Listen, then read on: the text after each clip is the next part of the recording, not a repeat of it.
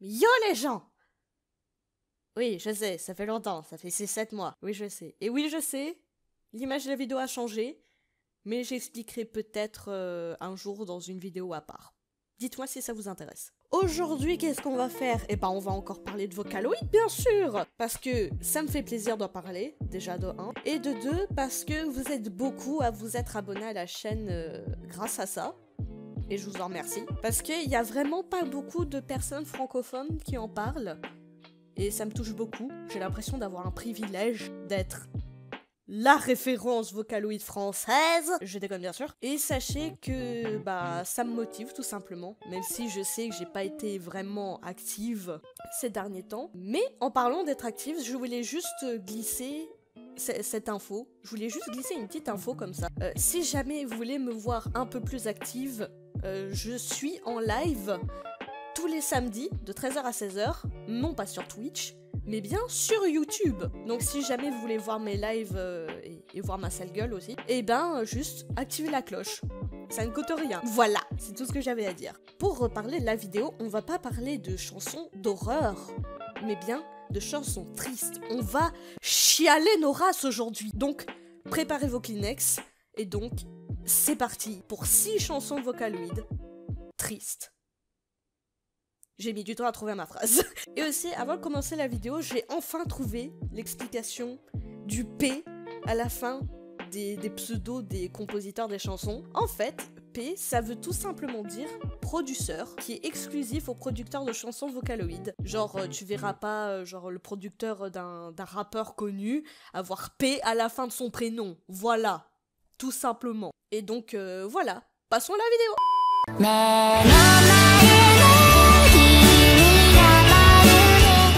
Alors, pour la première chanson, on va parler de Live. C'est une chanson que j'aime beaucoup, je la trouve vraiment magnifique, mais quand on regarde un petit peu plus près les paroles, on se rend compte que la chanson est triste. Non, tu crois? C'est pas comme si cette vidéo s'appelait 6 chansons tristes de Vocaloid.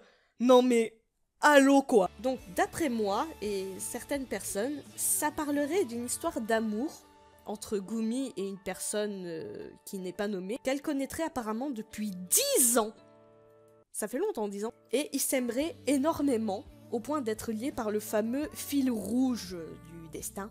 Je vais pas vous apprendre ce que c'est, hein, voilà. Enfin, c'est ce que penserait Gumi. Mais cette histoire d'amour se serait terminée, et cela plongerait Gumi dans une profonde tristesse parce qu'elle n'arrive pas à digérer l'info. Mais au fur et à mesure de la chanson, elle finit par comprendre que c'est tout simplement fini et fait le deuil, entre guillemets, avec les gros doigts, oui tout à fait, de la relation. Mais les raisons de leur séparation sont assez floues. Il y a beaucoup de gens qui pensent que la personne n'aimerait plus Gumi pour X raisons, et parce que des fois les relations... comme dit Clo-Clo, ça s'en va et ça revient. Mais moi je pense surtout que cette personne serait décédée. Oui, je suis en bonne santé pour ceux qui demandent. C'est une chanson triste, mais elle dégage une certaine beauté, je trouve, et c'est ce qui fait que j'aime beaucoup cette chanson.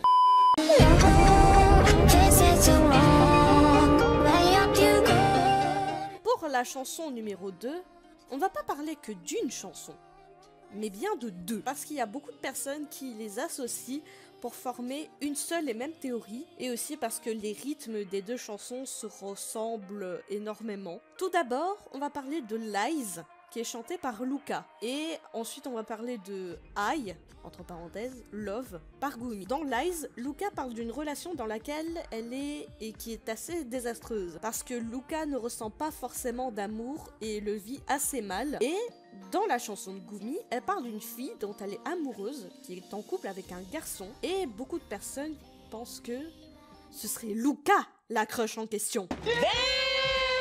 Et donc, dans la théorie que beaucoup de personnes pensent, Luca et Gumi se mettent en couple pour tester, entre guillemets, mais Luca semble assez mal de vivre ça, et Gumi finit par développer de vrais sentiments pour Luca, mais Luca finit par se mettre en couple avec un autre garçon, mais elle semble assez mal le vivre, et Gumi, étant amoureuse d'elle, veut tout faire pour l'aider et la protéger. Je trouve ça beau, putain! C'est triste, mais c'est beau. Mais c'est triste. Mais c'est beau. Enfin, vous avez compris. Je sais pas si mes explications sont claires, mais beaucoup de gens sortent cette théorie dans les commentaires des deux chansons. Personnellement, je la trouve assez plausible, mais c'est à vous d'en juger. Par contre, la seule chose que je ne sais pas expliquer dans Lies, c'est le fait que dans le clip original, elle se laisse tomber dans le vide, laissant croire qu'elle se suicide. Mais je vois pas d'explication à ça. À vous d'en juger!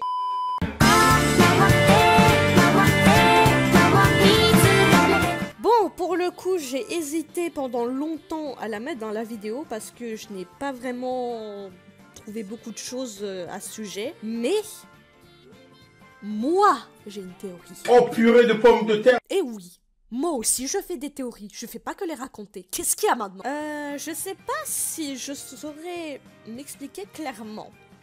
Mais je vais essayer. Donc, d'après moi, dans cette chanson, ça raconterait l'histoire d'une fille qui serait en couple avec une personne. Décidément, toutes ces chansons, ça parle de couple qui finit mal. Je sais pas quoi penser. Bref, ça parlerait de l'histoire d'une fille qui serait en couple avec une personne qui n'est pas nommée encore une fois. Mais cette personne est assez manipulatrice, qui arriverait souvent très en retard au rendez-vous donné et laisserait Miku toute seule la plupart du temps et d'autres crasses dans ce genre. Mais elle se fait toujours excuser juste par un sourire et cette personne manipulerait Miku comme une marionnette, d'où le titre de la chanson. Et la pauvre Miku le vivrait très mal parce qu'elle sait pas comment faire pour sortir de là. Donc, juste d'après moi, ça parlerait juste d'une histoire d'amour toxique. Je sais pas si ma théorie est vraie.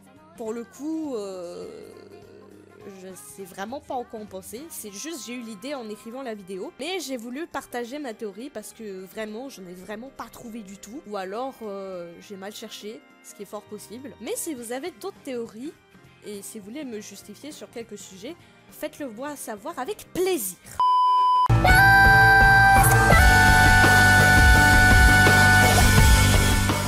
Alors, Last Night, Good Night. Cette chanson fait vraiment partie des premières chansons que j'ai écoutées et que je connais des Vocaloid. Et déjà à l'époque, elle me faisait pleurer ma race. Et c'est encore pire en voyant la traduction. Et donc, je pense que ça parle encore de relations amoureuses et qui s'est encore mal terminée, évidemment. Bien évidemment! Parce que sinon, la vie ne serait pas fun.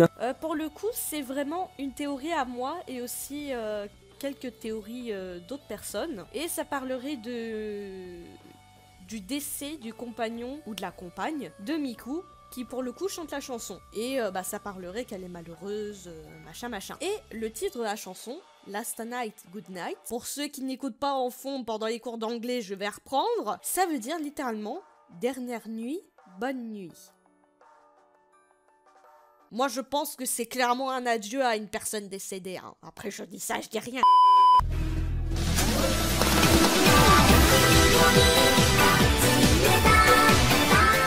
Pour cette 5e chanson, on va parler d'une en particulier, qui a une place très spéciale dans mon cœur. Dans mon kokoro. T'as compris? Bref, c'est l'une des premières chansons que j'ai découvert, si ce n'est vraiment la première.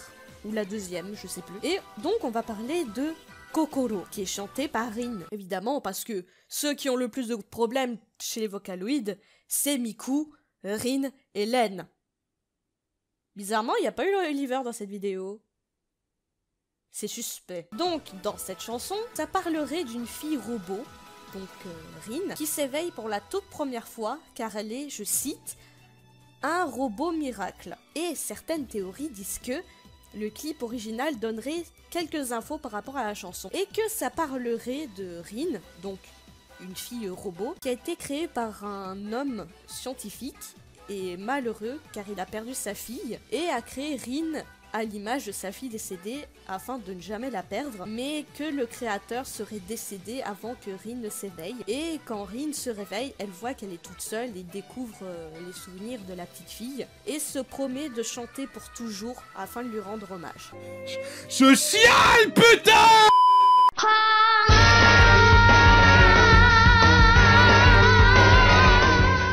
Alors, pour cette dernière chanson de la vidéo, on va parler de 2 chansons en une. On va parler de Prisoners, qui est chanté par Len, et de Paper Plane, qui est chanté par Rin. Et pourquoi on parle de ces deux-là en même temps? parce qu'elles sont tout simplement liées. Eh bien, ça parlerait d'un jeune garçon qui serait prisonnier quelque part, qui discute en cachette avec une jeune fille qui est victime d'une maladie inconnue et apparemment incurable, et qui serait aussi la fille du chef de la garde qui tient le garçon en prison, d'où le fait qu'ils doivent se parler en cachette. Et je pense aussi qu'ils doivent se parler via des avions en papier, mais un jour, la jeune fille a cessé de venir, parce que, comme vous l'avez deviné, elle a rejoint Papa Johnny. Non, je déconne.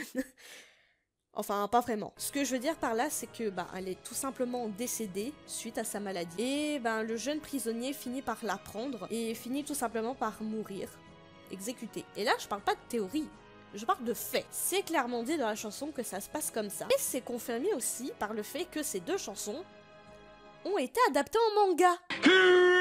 Je déconne pas. Il y a vraiment un manga à ce sujet. Bon, personnellement, je l'ai pas lu. Et j'ignorais totalement qu'il y avait un manga à ce sujet jusqu'à aujourd'hui. Mais je glisse cette info-là, si jamais ça vous intéresse. Comme vous l'avez deviné, c'est la fin de cette vidéo. J'espère vraiment qu'elle vous a plu. Je suis désolée du temps qu'elle a mis à sortir.